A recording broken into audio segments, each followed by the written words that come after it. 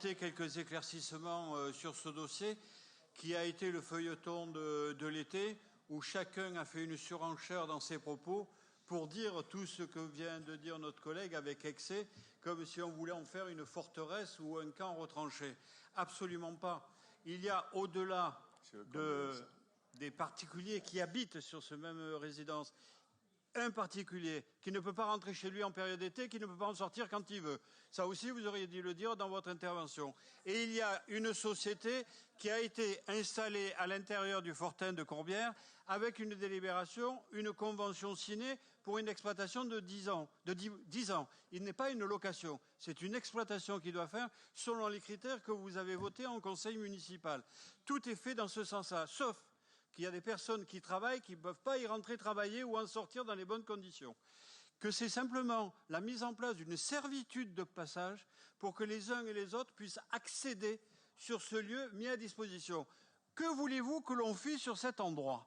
Que l'on puisse maintenir les quelques personnes qui se garent indûment à n'importe quel moment de la journée et de la nuit, qu'ils continuent à y faire leur barbecue, comme on en voit les traces au sol, puisque je me suis rendu sur place, qu'ils continuent à faire tout trafic et tout ce qu'on peut imaginer dans les voitures. C'est-à-dire qu'on est dans une zone de non-droit que vous défendez, qu'on doit continuer à mettre en place, qu'on doit continuer à faire, alors que M. Payan, dans la matinée, nous expliquait que nous devions rééquilibrer dans les secteurs nord, qu'on doit permettre une activité dans ce secteur, qu'on puisse valoriser le patrimoine municipal, qu'on pouvait développer toutes les activités et que l'image qui était donnée dans les secteurs nord est une image positive. Vous entendez, vous écoutez, on fait le nécessaire, on va dans le sens qui est souhaité, on n'enlève rien. Rien du tout, puisqu'il y a un parking qui est à 5 mètres, où il y a 150 places. On nous dit, dans le secteur sud, vous pouvez accéder avec la voiture jusqu'aux plages. Depuis quand on accède sur les plages du Prado en voiture? On se gare à l'extérieur, comme partout. Ah, au fait, sur le secteur sud, il est payant. Vous nous suggérez de le faire payant là-bas aussi? Dans le secteur nord, je ne crois pas.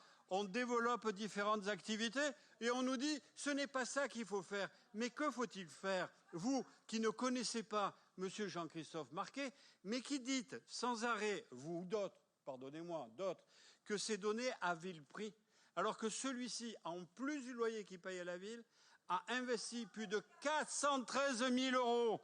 413 000 euros pour remettre en état, valoriser le bâtiment et que la ville n'y apporte aucune contribution. Et nous avons les documents qui seront transmis grâce à l'intervention auprès des tribunaux pour justifier notre positionnement.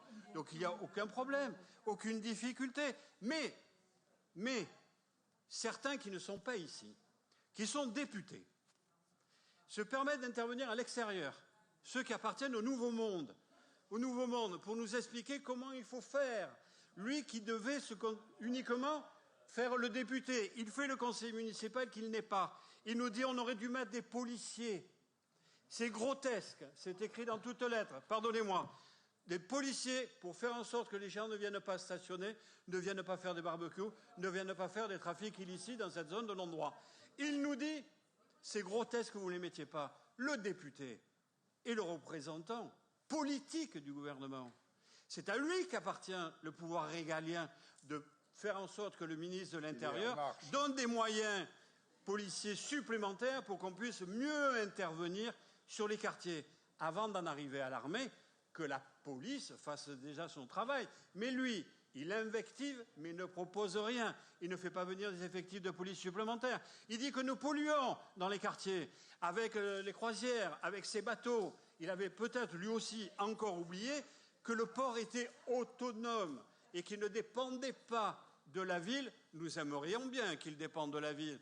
Quand le président du conseil régional met 30 millions d'euros sur la table pour les ports de Nice, pour le port de Toulon, pour le port de Marseille, et que la ministre vient, j'aurais aimé qu'elle puisse nous dire qu'elle mettait elle-même 100 millions d'euros pour moderniser, pour faciliter le branchement à quai électrique, pour pouvoir faire des branchements de gaz, qu'on puisse développer l'hydrogène sur le port. Que nenni, rien du tout. Et si ce cher monsieur souhaite tant apporter à la ville, qu'il se serve du soutien politique qui est le sien pour proposer à Marseille des moyens financiers. Mais s'il ne veut pas que le port reste autonome, qu'il en fasse proposition. Nous saurons faire au moins aussi bien qu'à Toulon, au moins aussi bien qu'à Nice, car nous avons des idées, et les idées, nous voulons les mettre en action, et ça, peut-être le ferons-nous le mandat prochain, mais c'est nous qui le ferons, et je ne crois pas que ce soit vous. Très bien. Allez, je vais au